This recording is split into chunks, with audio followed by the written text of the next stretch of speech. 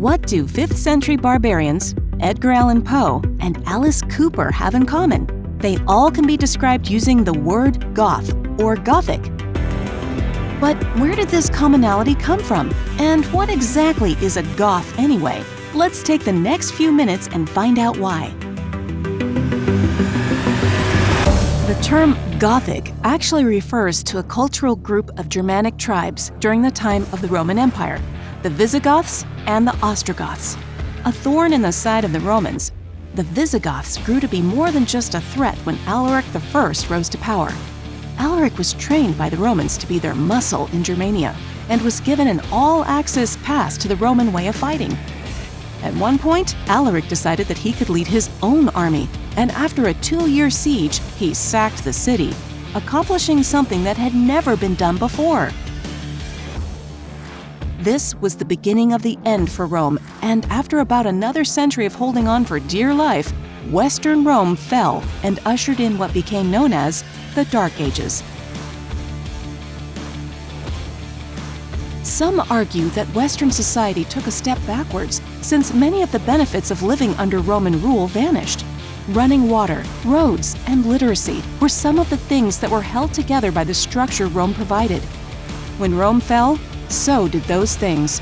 Plagues ran rampant, and feudalism, or castle culture, was the predominant form of government.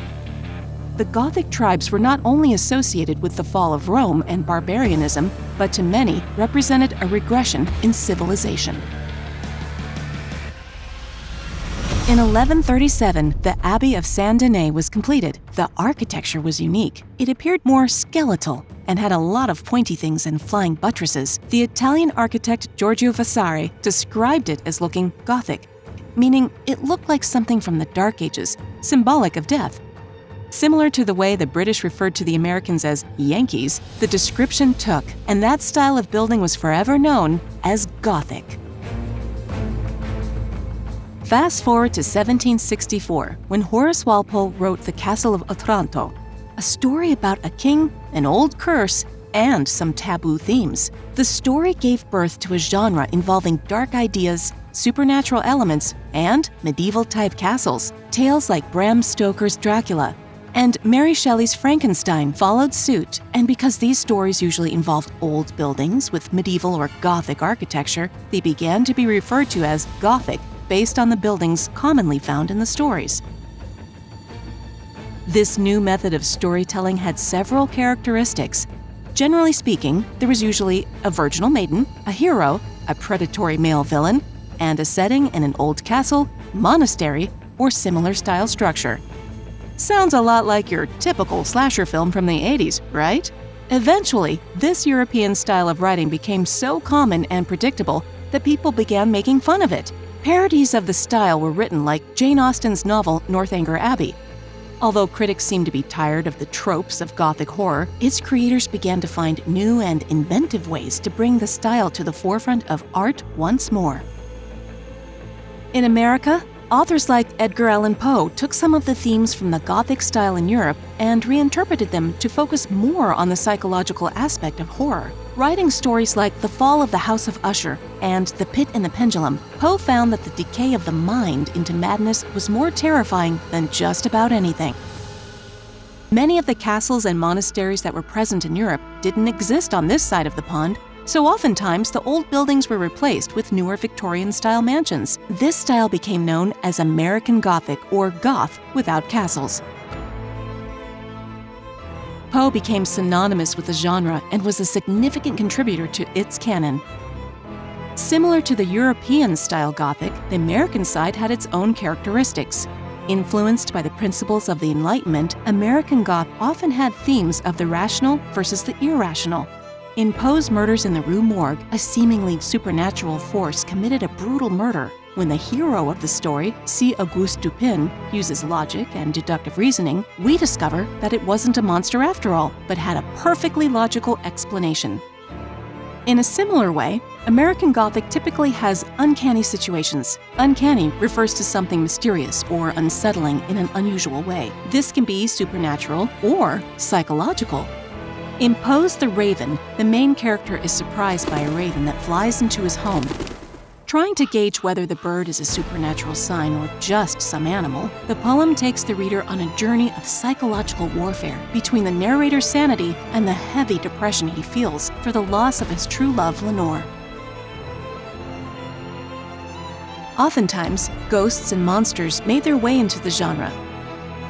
Tim Burton's film, The Legend of Sleepy Hollow, featured tales of the Headless Horseman, a ghost that plagues the town and haunts the story's protagonist, Ichabod Crane. American Gothic writers often made use of abhumans.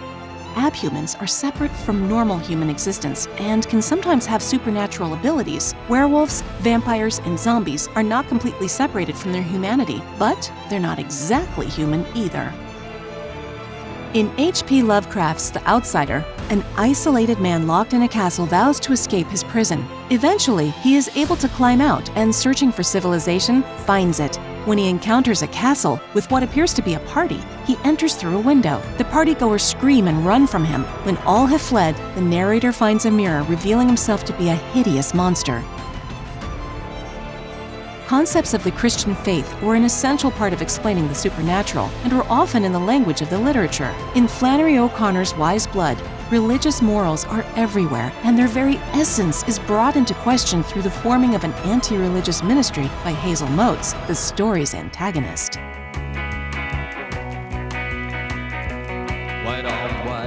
Characteristics of evil and finding beauty in darkness weren't limited to literature and film. Eventually, these themes found their way into the world of music. Bands like Bauhaus, The Doors, Susie and the Banshees, and Velvet Underground ushered in a new kind of lyrical and tonal expression. Emerging from the European post-punk movement, Gothic rock stood out due to its darker sound, minor bass chords, reverbs, and melancholic melodies. Inspired by Gothic literature and allied with themes such as existentialism, nihilism, dark romanticism, and morbidity, these themes are often approached in a poetic way, giving beauty to darkness. Artists like Nico began to stylize their look in a certain way, possibly the first goth girl. Her dark makeup and grungy looks are still popular today. Often considered the godfather of goth rock, Alice Cooper hit the scene in 1969 with Pretties for You. Feeling like the band needed a gimmick, Vincent Damon Furnier named his band Alice Cooper, which had a wholesome-sounding name to add contradiction to the band's theatrics and dark overtones. In search for a look, the band drew influences from film, particularly 1962's Whatever Happened to Baby Jane, starring Bette Davis. In the film, Davis wears caked makeup smeared on her face and underneath her eyes with deep, dark black eyeliner. Inspired, the band had found their look. Later, Furnier legally changed his name to Alice Cooper and launched a solo project in 1975 with the album Welcome to My Nightmare.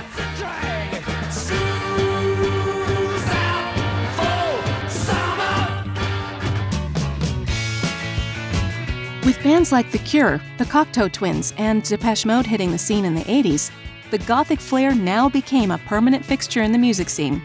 Also known as darkwave, the style is based on minor key tonalities and introspective lyrics that are romantic and bleak, with an undertone of sorrow. If you're sensing a theme here, you're catching on. Themes of evil, the supernatural, romanticism of death and darkness, and the appearance to match became synonymous with the term goth. All from the Germanic tribes of the ancient world. Alaric would be proud. So there you have it. Some 5th century barbarians have affected the naming rights for movies, books, buildings, music, and fashion choices. That's the kind of impact those events had over 1,500 years ago. What will goth mean in another 1,500 years? Let us know what you think in the comments. Be sure to like, subscribe, and hit that notification bell for more content.